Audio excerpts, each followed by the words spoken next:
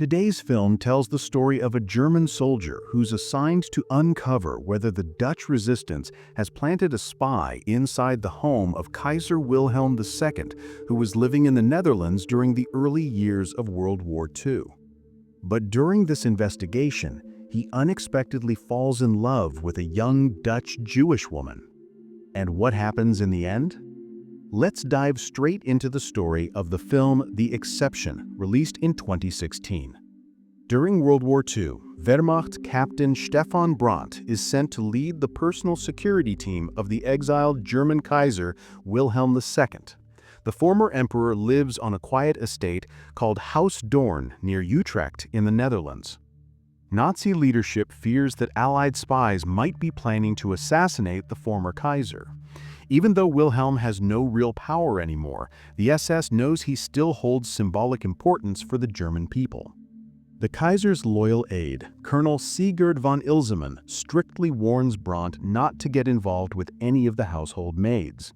But soon after arriving, Brandt is drawn into a passionate affair with one of them, Mieke de Jong. During their secret relationship, Mieke reveals to Brandt that she's Jewish. Meanwhile, Gestapo Inspector Dietrich informs Brandt that British intelligence has planted an agent with a hidden radio somewhere near the village. He orders Brandt to find a second agent, someone they believe is hiding within the Kaiser's household. Before the expected visit of SS Commander Himmler, Brandt notices the smell of gun oil from Mieke's room. Suspicious, he follows her to the local priest. Watching from outside the window, he overhears Mieke confess that she's ready to kill Himmler, seeking revenge for the SS murder of her father and husband. The priest warns her that killing Himmler is not part of their mission. But soon after, the SS intercepts the priest's radio transmissions. They capture him and brutally torture him, demanding the name of the second spy. Shortly afterward, Wilhelm's wife, Hermine, jealous of the Kaiser's kindness toward Mieke, tells him about Mieke and Brandt's affair.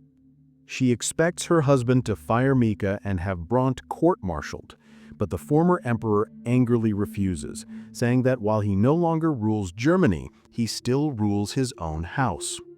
In private, he confesses to his wife that he himself fathered illegitimate children before and after marrying Augusta Victoria, his first wife.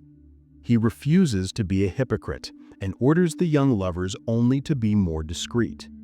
During the planned house search before Himmler's arrival, Brandt searches Mieke's room himself, trying to protect her cover. When Himmler arrives, Brandt learns that the tortured priest is close to exposing Mieke's identity.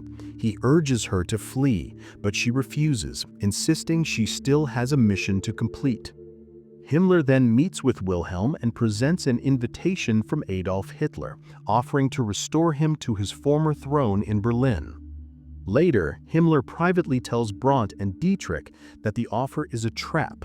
The goal is simply to lure and eliminate any monarchists who oppose the Nazis. Hermine is thrilled at the thought of finally becoming Empress of Germany.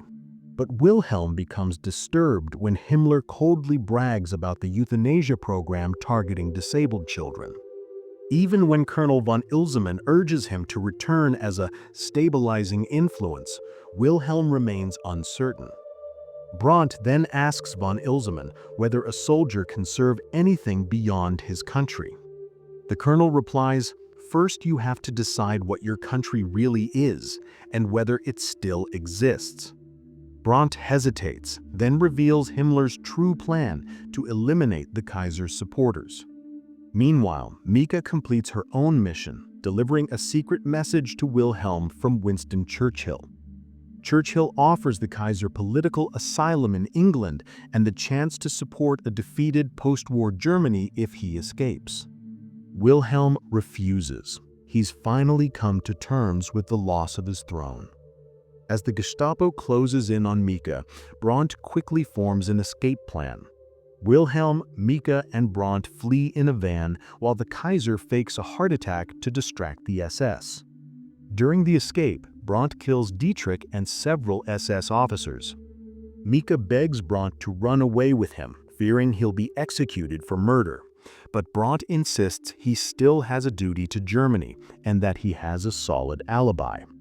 As they separate, Bront asks Mika to marry him. She promises to find him after the war, then disappears into the forest. Sometime later, Bront is working at a desk in Berlin when he receives a package. Inside is a book by Friedrich Nietzsche, the same one Mika once showed him.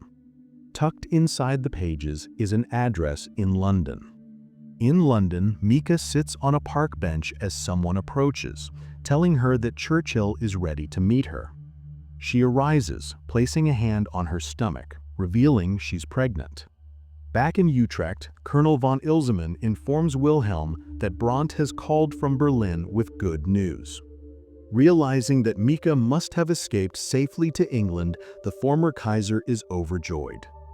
And that is the full story of today's film. I hope you enjoyed the recap. Make sure to subscribe for more content like this and hit the like button to support the channel. Feel free to leave a comment if you'd like us to cover one of your favorite movies. Thanks for watching and stay safe.